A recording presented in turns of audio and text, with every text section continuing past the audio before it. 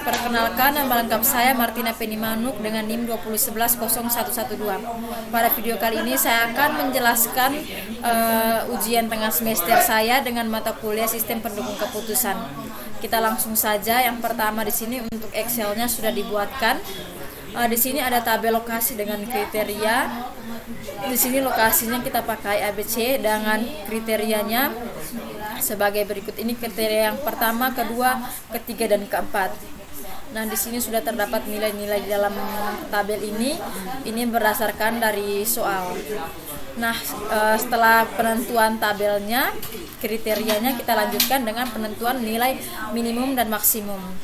Untuk nilai minimum sendiri kita menggunakan rumus sama dengan min buka kurung, kemudian kita blok yang bagian pertama, tutup kurung, kemudian kita enter. Untuk minimum yang kedua juga caranya sama seperti itu, yaitu kita masukkan rumus minimum, kita blok yang mau kita cari hasilnya. Selanjutnya yang berikutnya juga sama untuk nilai minimum yang ketiga. Kemudian untuk nilai maksimum sendiri kita cari sama dengan max, buka kurung, kita blok yang pertama ini, tutup kurung, kemudian kita enter. Begitupun nilai maksimum yang kedua, ketiga, dan keempat. Untuk menentukan nilai minimum dan maksimum sebenarnya caranya sama. Di sini hanya perbedaannya itu terdapat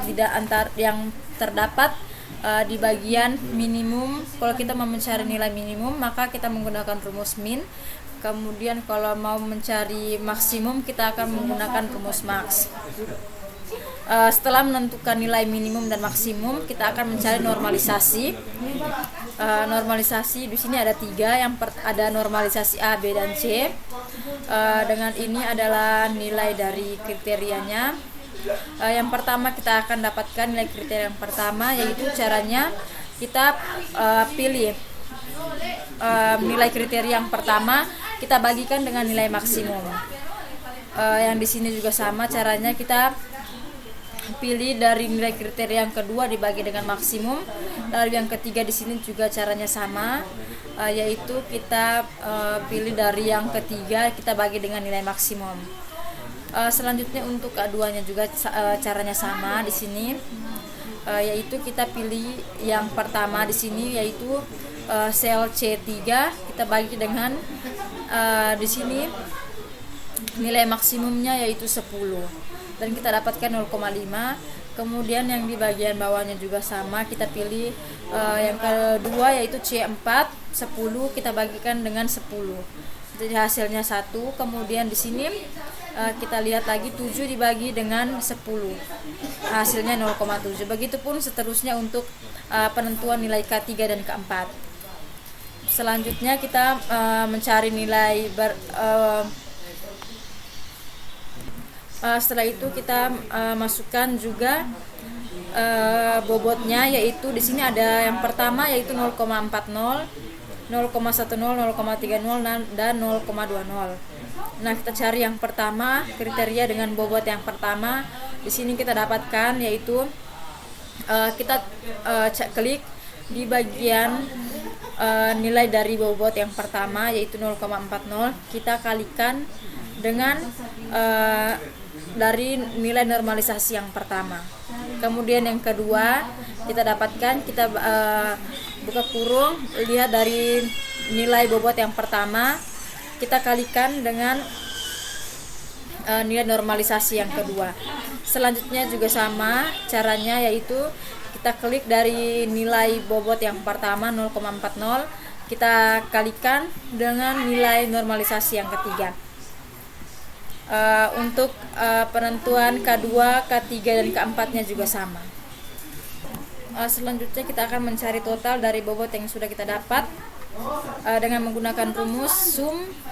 Sama dengan sum, kita pilih yang pertama yaitu B17, kita hitung bagi titik 2 sampai dengan E17 untuk mencari total nilai yang pertama. Kemudian yang kedua juga sama caranya, yaitu sama dengan sum. B18 kita bagi dengan E18. Selanjutnya untuk mencari total bobot yang ketiga, kita masih menggunakan rumus sama dengan sum dalam kurung B19 sampai dengan E19. Selanjutnya di sini kita akan menampilkan hasil di Python. Di sini kita masuk yang pertama, yaitu ada matriks alternatif, nilai alternatif pada setiap kriteria. Di sini ada alternatif yang pertama dengan nilainya 1, 0, 5, 1, 1. Kemudian alternatif yang kedua 0, 5, 1, 0, 5, 0, 8, 8, dan ada alternatif yang ketiga. Selanjutnya di sini ada bobot kriteria, semakin tinggi bobot maka semakin penting kriteria tersebut dengan angkanya seperti ini. Kemudian yang ketiga yaitu ada fungsi untuk menghitung skor SAW untuk setiap alternatif. Ini skripnya. Kemudian ada menghitung skor SAW untuk setiap alternatif, menampilkan skor. Dan di sini ada menentukan alternatif terbaik atau alternatif dengan skor tertinggi. Selanjutnya kita coba untuk run.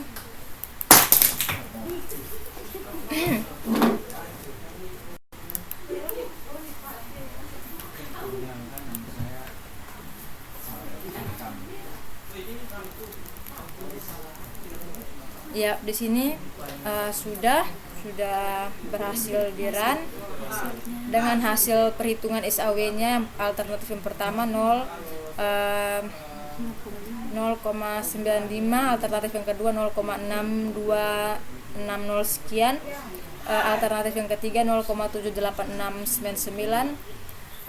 Alternatif terbaik adalah alternatif 1 dengan skor 0,59.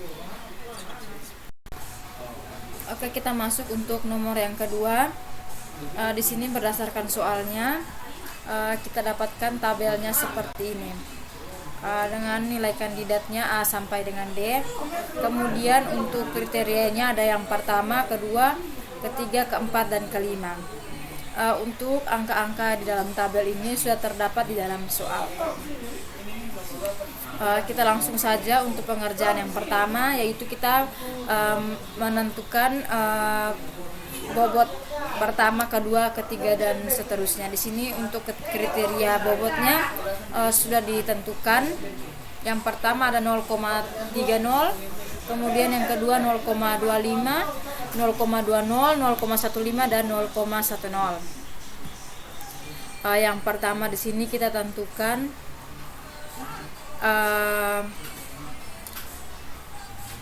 untuk nilai W1-nya sendiri kita dapatkan dari hasil dari nilai yang pertama, yaitu nilai bobot yang pertama, yaitu A9, kita bagi dengan penjumlahan dari setiap bobot yang ada. Jadi yang pertama kita cari untuk bobot yang pertama, kita masukkan rumus A9, kemudian kita bagikan dengan yang bobot yang pertama yaitu A9 dijumlahkan ke yang kedua A10, lalu A11, A12, dan A13. Selanjutnya untuk penentuan bobot yang kedua kita dapatkan yaitu A10 untuk bagian yang kedua, A10, kemudian kita bagi dengan menjumlahkan semua bobot yang ada di dalam sini. Lanjut untuk mencari bobot yang ketiga juga sama caranya, yaitu pilih A11 untuk penentuan bobot yang ketiga, lalu kita bagikan dengan seluruh penjumlahan yang ada di dalam bobot sini. Kemudian untuk yang keempat pun sama dan kelima juga sama. Kuncinya di sini yaitu ketika kita mau mencari bobot yang pertama, maka angka atau sel pertama itu harus sesuai dengan bobot yang mau kita cari. Jadi misalnya di sini mencari W1 berarti kita harus menggunakan sel dari A9 dengan penentuan yaitu bobot yang pertama. Setelah kita mendapatkan bobot, kita akan mencari nilai S-nya. Di sini ada S1, S2, S3, dan S4. Di mana untuk mendapatkan nilai S1 yang pertama kita gunakan rumus yaitu nilai dari kandidat yang pertama dari K1, yaitu selnya berada di nomor B2. Kita pangkatkan dengan B9 untuk nilai bobot yang pertama. Jadi di sini untuk menentukan nilai pangkatnya plus dan minusnya itu terdapat dari kita lihat di soal, yaitu di sini saya menentukan bahwa nilai K1, K2, K3, K4 itu merupakan nilai benefit dengan pangkatnya yaitu positif, dan untuk K5 sendiri yaitu nilainya berpangkat negatif atau bernilai kos. Nah, di sini yang pertama S1-nya yaitu kita pakai pangkatnya. Untuk yang pertama di sini S1 kita lihat dengan rumus, kita pilih dari nilai kandidat yang pertama, kemudian kita pangkatkan dengan nilai bobot yang pertama, kita kalikan dengan nilai dari kandidat yang kedua, kita pangkatkan dengan nilai bobot yang kedua. Selanjutnya nilai dari kandidat yang ketiga kita pangkatkan dengan nilai dari bobot yang ketiga. Yang keempat juga begitu, kita pangkatkan dengan nilai bobot yang keempat. Lalu yang kelima di sini kita pakai pangkatnya negatif, yaitu F2. Di sini kita pangkatkan dengan negatif dari bobot yang terakhir, dari W5, bobot yang kelima. Begitupun seterusnya. Setelah kita mendapatkan nilai S pertama, kita lanjutkan untuk mencari nilai S yang kedua, yaitu dari kandidat yang kedua, kandidat pertama dengan baris yang kedua. Dengan baris yang kedua kita pangkatkan dengan bobot yang pertama. Lalu kita lihat kandidat kedua baris pertama, kita pangkatkan dengan bobot yang kedua, pangkatnya masih positif. Begitupun seterusnya sampai di pangkat sampai dengan nilai dari kandidat yang kelima, itu baru kita pangkatkan secara negatif. Begitupun seterusnya untuk mendapatkan nilai S3 dan S4-nya. Selanjutnya untuk penentuan nilai V atau nilai vektor, yang pertama kita pakai rumus dalam kurung. Di sini kita lihat nilai dari S yang sudah kita dapatkan tadi, S1. Kita pilih selnya yaitu F8, kemudian kita bagi dengan seluruh jumlah sel yang ada, seluruh nilai yang ada di dalam nilai S antara S1, S2, S3, dan S4. Itu untuk mendapatkan nilai V yang pertama. Begitupun untuk nilai V yang kedua, kita pasang rumus yaitu F yang ke-9. F yang ke-9 di sini kita bagi dengan penjumlahan dari S1 sampai S4. Untuk menentukan nilai V yang ketiga juga sama, kita ambil sel dari F10 di sini. Kita ambil dari sel F10, kemudian kita bagi, lalu jumlahkan semua nilai yang ada di dalam S. Begitupun sampai di bagian F4, kita ambil sel yang ada di S4 di sini, kemudian kita bagi dan jumlahkan seluruh nilai yang ada di dalam S. Maka kita dapatkan hasil V-nya seperti ini. Selanjutnya kita akan melakukan pengujian di aplikasi Python. Nomor 2 kita akan uji menggunakan aplikasi Python juga. Di sini yang pertama ada matriks alternatif atau nilai alternatif pada setiap kriteria dengan nilainya seperti ini. Kemudian yang kedua ada bobot kriteria, semakin tinggi bobot maka semakin tinggi kriteria tersebut. Di sini nilainya ada 0, 30, 25, 0, 20, 0, 15, 0, dan 1. Lalu yang ketiga yaitu menghitung skor WP untuk setiap alternatif. Di sini ada skripnya, kemudian ada di sini yaitu menampilkan hasil skor WP seperti ini. Kemudian yang terakhir itu menentukan alternatif terbaik atau alternatif dengan skor tertinggi dengan skripnya seperti ini. Kita langsung saja jalankan.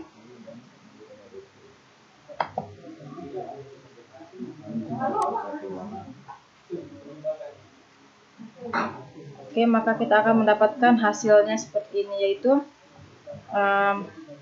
hasil perhitungan WP-nya yaitu alternatif 1 dengan nilainya 6,5866 sekian.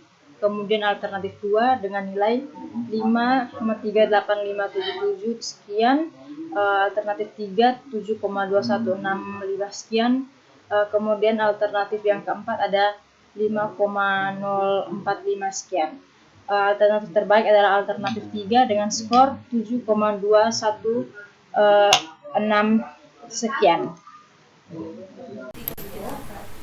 Baik, selanjutnya kita masuk untuk nomor yang ketiga. Di sini pada soal yang pertama yang di bagian 3A kita disuruh untuk menjelaskan bagaimana Anda akan menggunakan metode AHP untuk membantu perusahaan dalam mengambil keputusan lokasi toko baru.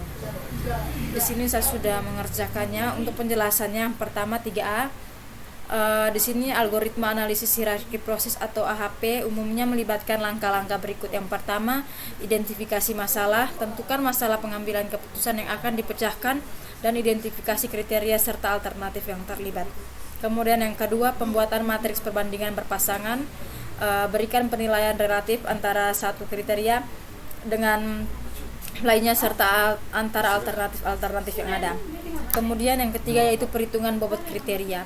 Hitung bobot relatif dari setiap kriteria dengan menggunakan metode eigenvalue dan eigenvektor dari matriks perbandingan berpasangan.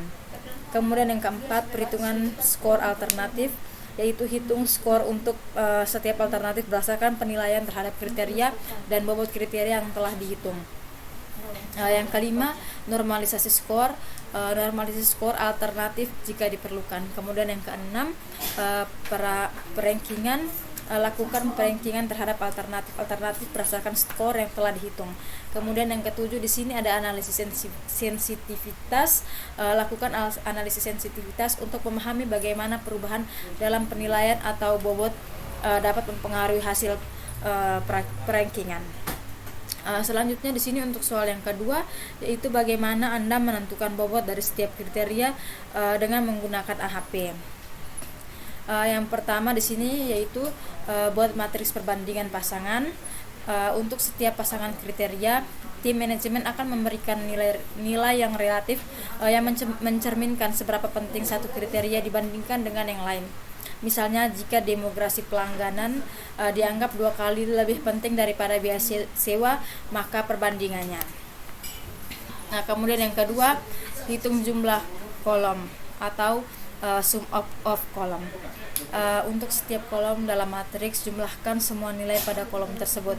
Hasil dari setiap penjumlahan akan memberikan bobot relatif dari setiap kriteria terhadap kriteria lainnya. Kemudian yang ketiga di sini yaitu hitung matriks normalisasi bagi setiap elemen dalam matriks perbandingan pasangan dengan jumlah kolom yang sesuai. Ini akan menghasilkan matriks dengan angka-angka yang ternormalisasi antara 0 dan 1. Kemudian di sini yang keempat, hitung rata-rata prioritas relatif. Untuk setiap baris dalam matriks normalisasi, hitung rata-rata dari angka-angka tersebut. Ini akan memberikan bobot relatif akhir dari masing-masing kriteria. Kemudian yang kelima, periksa konsistensi. Hitung konsistensi dari matriks perbandingan pasangan untuk memastikan bahwa perbandingan yang dibuat konsisten. Ini tidak dapat dilakukan dengan menghitungkan rasio konsistensi atau CR. Jika CR lebih tinggi, itu menunjukkan ketidakkonsistenan terhadap perbandingan. Maka perlu adanya revisi pada matriks perbandingan pasangan. Selanjutnya yang keenam yaitu ada hasil akhir. Hasil akhir adalah bobot relatif dari masing-masing kriteria yang akan digunakan dalam analisis selanjutnya. Kemudian kita akan menjawab pertanyaan di bagian pertanyaan 2 bagian A, yaitu melakukan perhitungan dengan menggunakan Excel. Di sini ada data yang sudah disediakan.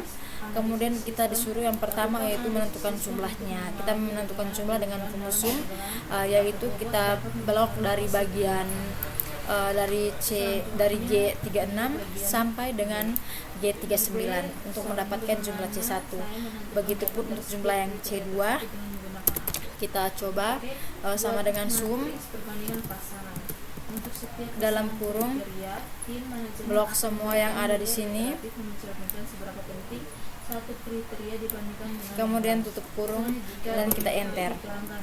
Begitupun untuk yang ke C3 dan C4. Nah, selanjutnya kita melakukan normalisasi data. Di sini untuk mendapatkan hasil normalisasi yang pertama kita menggunakan rumus di sini yaitu G36 untuk hasil dari yang pertama di sini kita bagi dengan G40. Untuk jadi di sini kita caranya untuk mendapatkan normalisasi yang pertama, caranya yaitu hasil dari C1 dibagi dengan hasil normalisasi, hasil jumlah. Begitupun seterusnya. Lalu yang kedua di sini untuk mendapatkan normalisasi bagian C2 yang pertama, di sini kita masih menggunakan rumus yang sama, yaitu dari H36 yang pertama di sini kita bagi dengan nilai dari jumlah yang kedua. Begitupun seterusnya. Setelah kita mendapatkan nilai normalisasi, selanjutnya kita mencari nilai bobot normalisasi. Cara mencari bobot nilai normalisasi yaitu kita menggunakan rumus sum penjumlahan. Kita blok dari G yang pertama yaitu G41 di sini sampai dengan J41. Begitupun yang di bagian bawah, contohnya kita akan cari yang kedua sama dengan sum dalam kurung, kita akan blok di sini, kemudian tutup kurung dan kita enter. Selanjutnya yang ketiga pun sama, dan untuk bobot normalisasi yang keempat juga sama. Setelah kita mendapatkan nilai bobot normalisasi, kita lanjut untuk mencari nilai eigenvalue-nya. Caranya yaitu kita menggunakan rumus sum dari hasil dari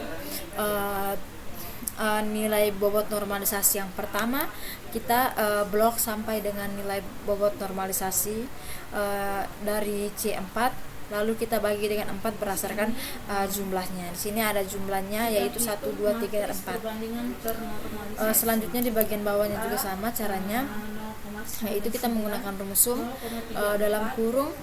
Selanjutnya di sini G yaitu yang kedua, 0,99 1,0 dari sini yaitu G42 di sini untuk bobot normalisasi yang kedua. Kita sampai dengan di bagian I normalisasi yang kedua, kemudian kita bagi dengan banyaknya data yaitu 4. Begitupun seterusnya. Kemudian untuk mencari nilai eigenvektor di sini kita menggunakan rumus dari G36 dari hasil yang pertama, kita kalikan dengan L41 dari hasil dari eigenvalue yang pertama, kita tutup kurung, kemudian kita tambah dari H yang ke-36 nilai yang kedua, C yang kedua, kita tambahkan dengan nilai dari eigenvalue yang kedua. Selanjutnya dari I yang ke-36 kita tambahkan dengan L yang ke-43 dan begitu seterusnya untuk mendapatkan nilai eigenvektor.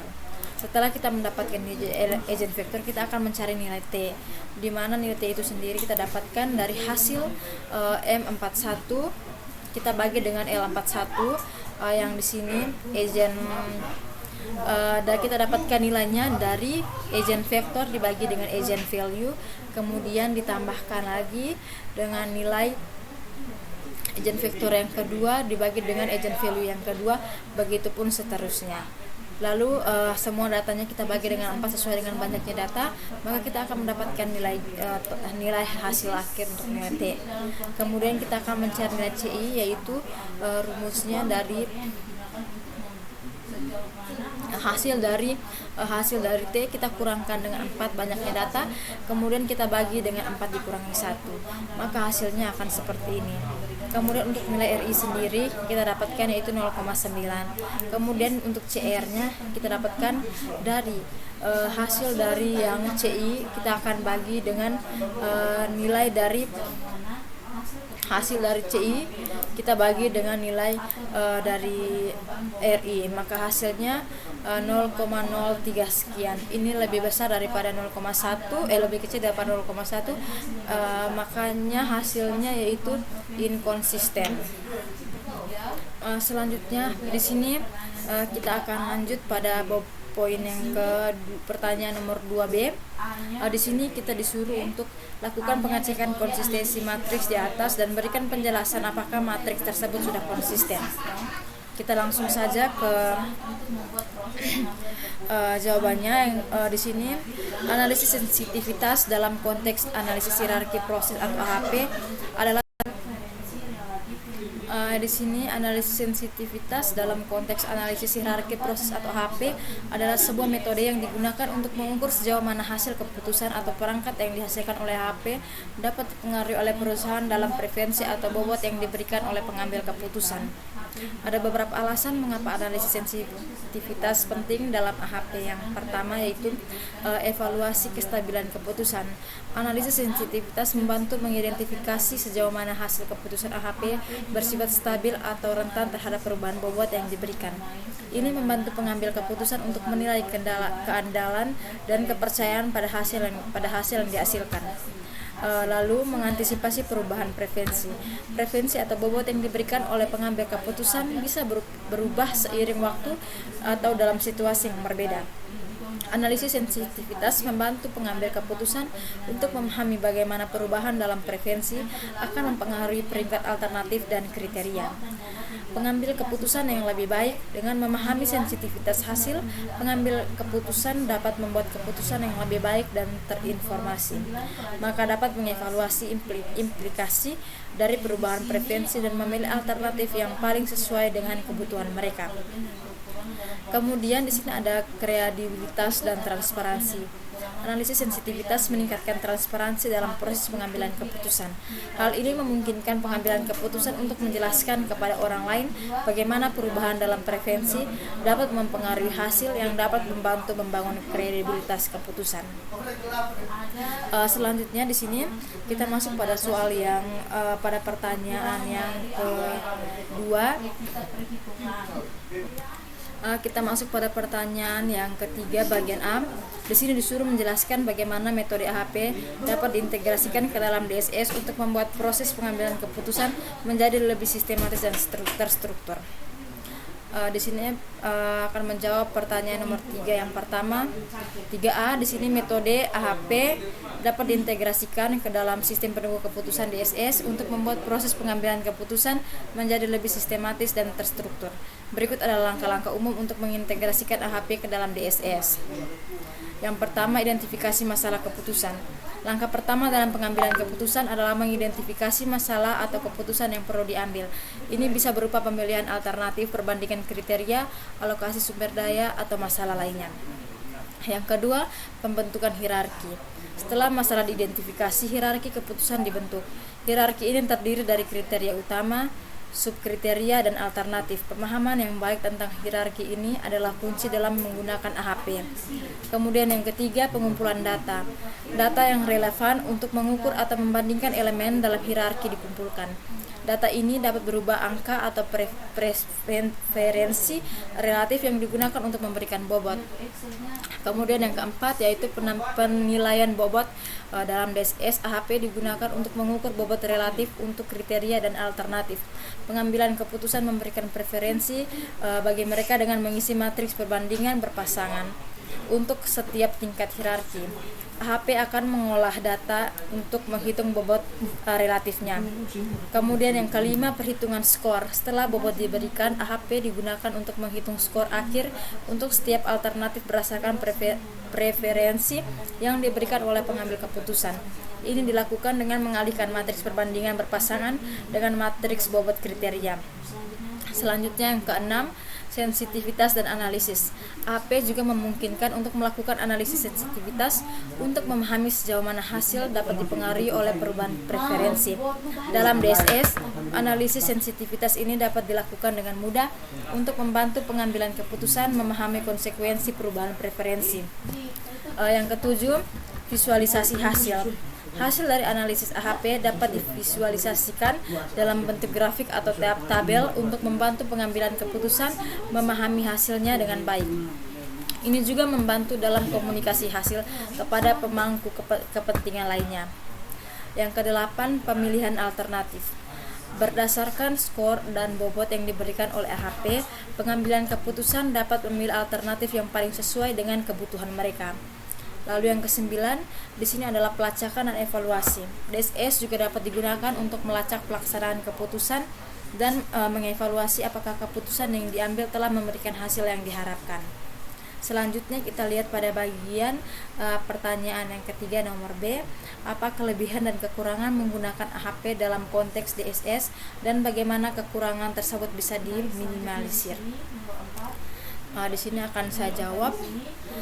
Metode AHP memiliki beberapa kelebihan dan kekurangan dalam konteks sistem pendukung keputusan DSS.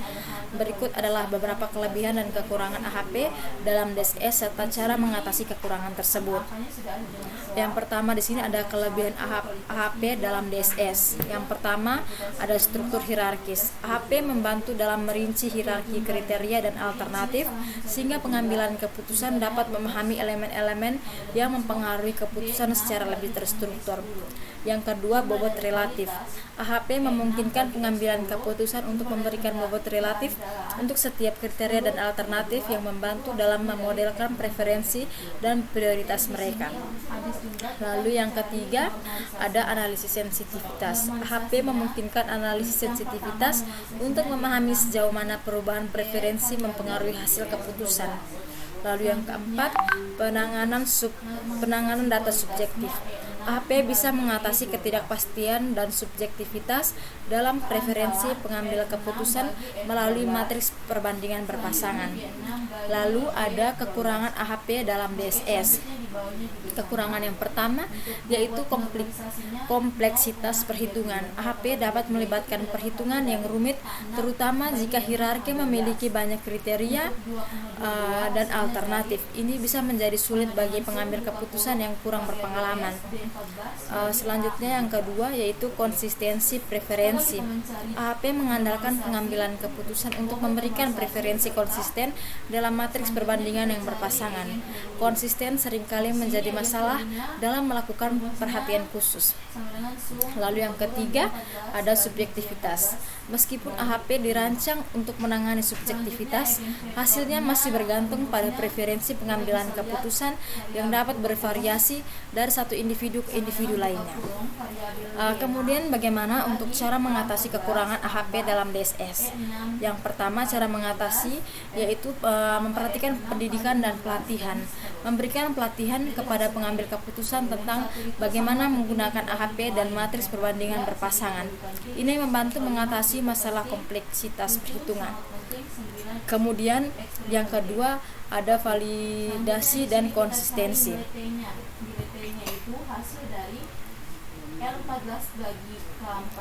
Di sini melakukan validasi dan verifikasi matriks perbandingan berpasangan untuk memastikan konsistensi preferensi pengambilan keputusan. Teknik-teknik seperti perhitungan rasio konsistensi atau CR dapat dilakukan untuk mengukur konsistensi. Lalu cara yang ketiga yaitu kombinasi dengan metode lain. Kekurangan AHP dalam diminimalisir dengan mengintegrasikan dengan metode lain. Analisis seperti analisis multikriteria atau MCDM atau analisis pilihan ternary atau TOPSIS yang mungkin lebih sesuai dalam beberapa situasi. Kemudian yang keempat yaitu transparansi dan dokumentasi. Mencatat dan mendokumentasi seluruh proses AHP secara terperinci, termasuk matriks perbandingan perbandingan berpasangan yang digunakan sehingga dapat dicermati dan divalidasi oleh pihak lain. Selanjutnya ada yang kelima yaitu diskusi dan konsultasi. Mendorong diskusi dan konsultasi dengan anggota tim atau pemangku kepentingan lainnya untuk mengatasi subjektivitas dan memastikan keputusan yang lebih objektif. Kemudian yang keenam yaitu penggunaan perangkat lunak dukungan keputusan. Menggunakan perangkat lunak khusus DSS yang mengotomatisasi perhitungan AHP dan menyediakan visualisasi hasil untuk mempermudah proses dan mengurangi kesalahan manusia. Ya, mungkin hanya ini saja penjelasan tentang pertanyaan yang ketiga bagian B tentang kekurangan dan kelebihan dari AHP dalam DSS serta bagaimana cara mengatasinya. Selanjutnya kita masuk pada pengujian yang ketiga, nomor 3.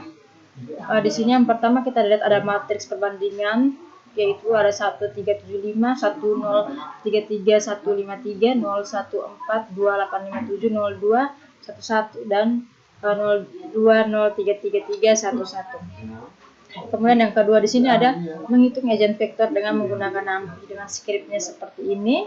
Kemudian ada normalisasi agent vektor dengan skripnya seperti ini. Selanjutnya kita akan coba untuk run kanan, kemudian kita run. Oke, maka hasilnya akan seperti ini, dengan alternatif pertama dengan hasil 6,5866, alternatif yang kedua yaitu 5,3857, alternatif yang ketiga yaitu 7,2165, alternatif yang keempat yaitu 5,0453. Alternatif terbaik adalah alternatif 3 dengan skor yaitu 7,2156.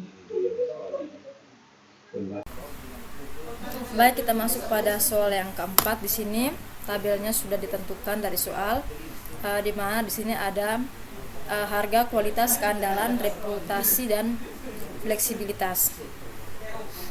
Kemudian di sini yang pertama kita akan mencari jumlahnya, jumlah harga yaitu dengan menggunakan rumus, yaitu kita coba ulang sama dengan sum dalam kurung kita blok yang ini, kemudian kita enter. Selanjutnya untuk total yang kualitas juga sama dengan sum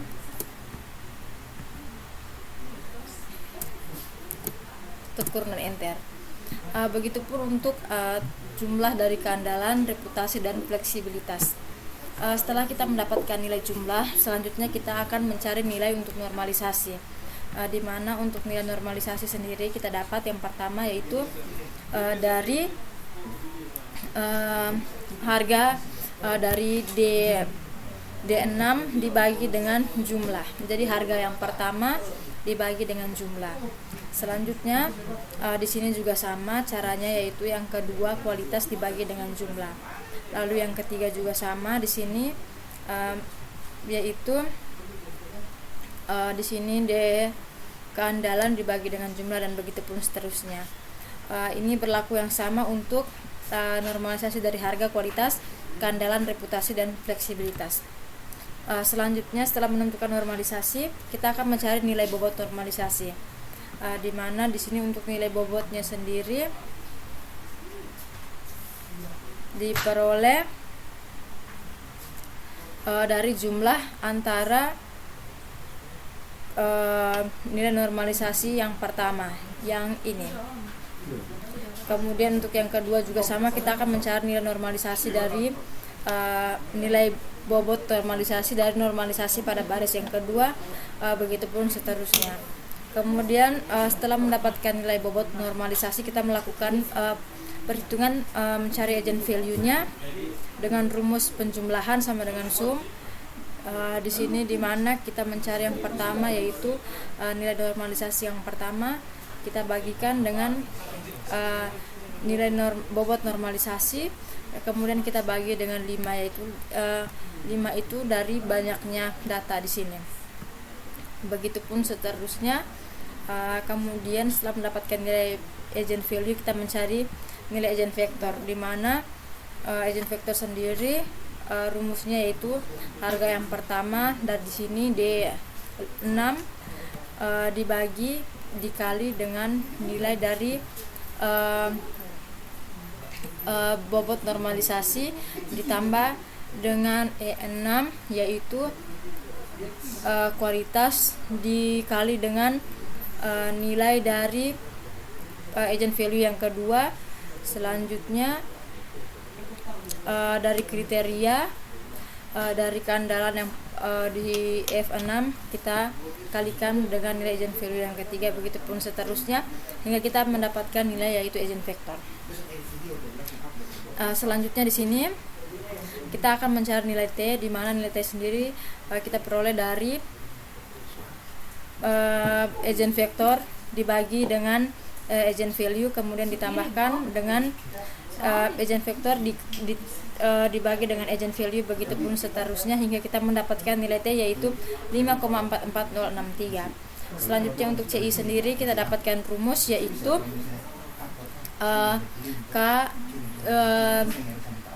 yaitu di sini kita ambil dari nilai T dikurangi dengan 5, kemudian kita bagi dengan 5 dikurang 1 sehingga memperoleh hasil CI-nya seperti ini. Kemudian untuk nilai RI-nya kita dapatkan yaitu 1,12. Selanjutnya kita akan mencari nilai CR atau konsistensi, diperoleh yaitu nilai dari CI kita bagi dengan nilai RI, maka kita dapatkan nilai konsistennya seperti ini. Selanjutnya kita masuk pada pengujian yang keempat. Di sini ada matriks perbandingan berpasangan untuk kriteria C dengan nilainya seperti ini. Untuk nilai C1 ada 13357, C2-nya atau kualitas ada 131537, C3 untuk andalan yaitu 131/5, 115. Lalu untuk C4 untuk reputasi yaitu ada 1/5, 1/3, 111. Dan untuk C5 atau fleksibilitas ada 1/7, 1/7, 1/5, 1 dan 1. Selanjutnya untuk matriks normalisasi perbandingan berpasangan untuk kriteria C dengan C1-nya seperti di sini. Kemudian ada C2, C3, C4 dan C5.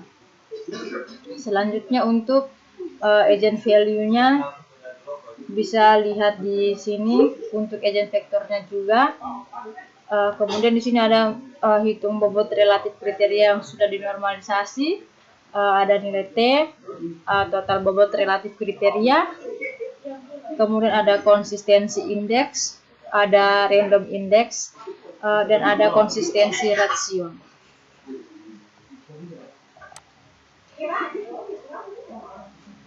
Ini adalah skripnya, kita langsung saja coba untuk running di sini.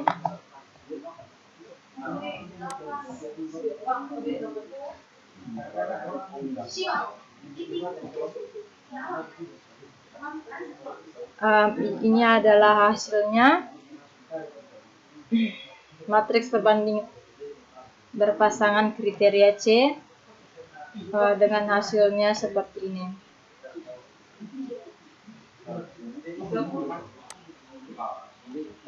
Ini adalah agent value untuk kriterianya. Ini adalah hasil untuk agent vektor kriteria. Kemudian ini ada bobot relatif kriteria yang sudah dinormalisasi.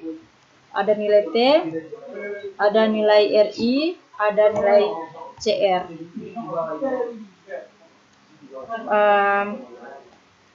Sekian hasil penjelasan saya tentang proyek UTS.